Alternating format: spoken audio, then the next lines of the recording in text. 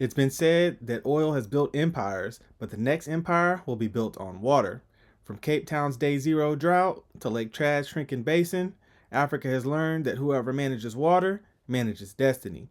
Across deserts, deltas, and dams, a new generation of African scientists, engineers, and diplomats are fighting for the continent's most valuable resources, not through war, but through wisdom. This is the blue gold era, where sovereignty flows one river at a time. Let's check it out.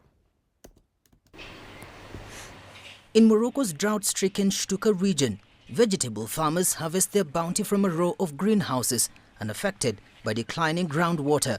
After 6 consecutive years of drought, they have come to depend on a single lifeline, one that has both proponents and critics.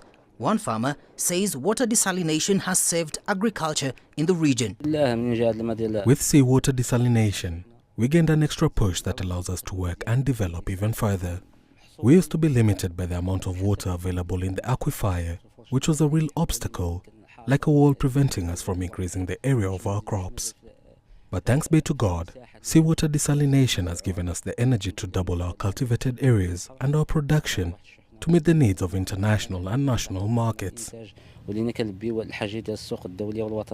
Agriculture, which contributes about 12% to Morocco's overall economy, has been badly hit by the drought, prompting the country to go all in on desalination. The initiative has seen 16 plants established across the country, capable of producing 270 million cubic meters of water annually. But authorities are not done yet. They aim to boost production capacity to 1.7 billion cubic meters by 2030. Guys, all right, so that's one story. Let's check out this second one before we get into the details. Ethiopia officially inaugurated the Grand Ethiopian Renaissance Dam GERD, Africa's largest hydroelectric project, and a $5 billion milestone that could transform the continent's energy landscape. Built on the Blue Nile, the mega dam is set to generate over 6,000 megawatts of electricity, doubling Ethiopia's current output and turning the nation into a major power exporter. Yet, for downstream nations Egypt and Sudan, it raises fears of water scarcity and potential conflict over Nile resources. Will Ethiopia's mega dam become a symbol of shared prosperity or a flashpoint for regional tensions? Here is our cover report.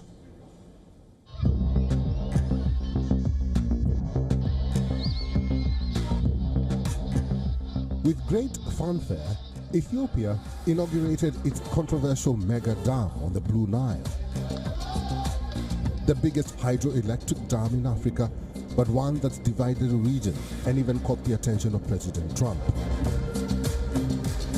Heads of state and dignitaries were at the Grand Ethiopian Renaissance Dam, or GERD, for the official opening. For Ethiopia, the unveiling of the 74 billion cubic meter dam, which has been 14 years in the making and cost $5 billion, was a culmination of a dream and proved the East African nation the winner in a bitter diplomatic battle over its construction. All right, guys. So the fact of the matter here is Africa holds 9% of the world's fresh water, yet 400 million people still lack daily access. So the paradox is both political and planetary, right? So now the continent is responding because the narrative question is, who controls this? Who controls access to the water? So for decades, Western think tanks and media has warned of water wars, right, across Africa, implying that there's chaos and not cooperation. But those headlines rarely mention the African Union's quiet mediation or the hundreds of local peace committees that already share basins and wells, right? So what's happened on the ground is that out of Africa's 63 transboundary river basins, over 40 now operate under joint management agreements. Instead of war, we're seeing record high investment in regional water diplomacy. So from the Nile Basin Initiative to ECOWAS's funded groundwater treaties, right? So what does this mean for Africa's future? Water is not dividing Africa, it's defining its leadership model.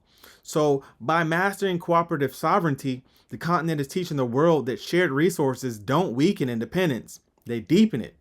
In an era of climate stress, that's the real superpower, turning scarcity into solidarity. An example of this is Ethiopia's Grand Renaissance Dam. It's the largest in Africa, and it powers homes in Sudan and Egypt while asserting water independence on the Nile. Morocco's desalination megaprojects in Agadir and Casablanca turn seawater into drinking water for millions. Namibia recycles wastewater into clean supply, a world first. Tunisia and Algeria digitize aquifers with smart meters and satellites. Around Lake Chad, a 30-year African Union plan aims to restore life for 40 million people.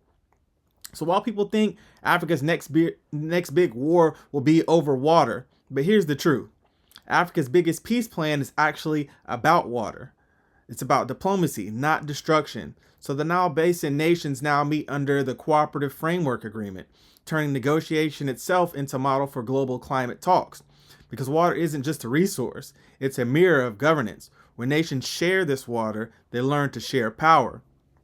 And the innovation surge is stunning, right? So in Kenya, solar water farms pull moisture from the air, producing 400 liters a day for coastal villages.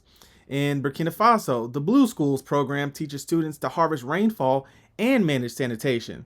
In Somalia, the FAO-led canal restoration in the Shabelle Valley has doubled local crop yields. In South Africa, youth-led startups like Water Mappers SA uses drones to detect leaks and illegal tapping. Meanwhile, women's cooperatives in Niger and Mali run micro-irrigation businesses, turning scarcity into self-employment. So every drop now carries value, not just for crops, but for the community's control. So by the year 2035, Africa's water infrastructure market will surpass $80 billion, driven by green desalination, water recycling, and AI mapping. Countries are even monetizing efficiency. So Gabon and Rwanda trade carbon credits linked to watershed preservation. Kenya and Morocco now export water technology expertise to Asia and the Gulf. If this continues, African countries will shift from aid recipient to hydro exporter, selling solutions, not scarcity. Water security is becoming the new diplomacy. The biggest story isn't about rivers, it's about responsibility.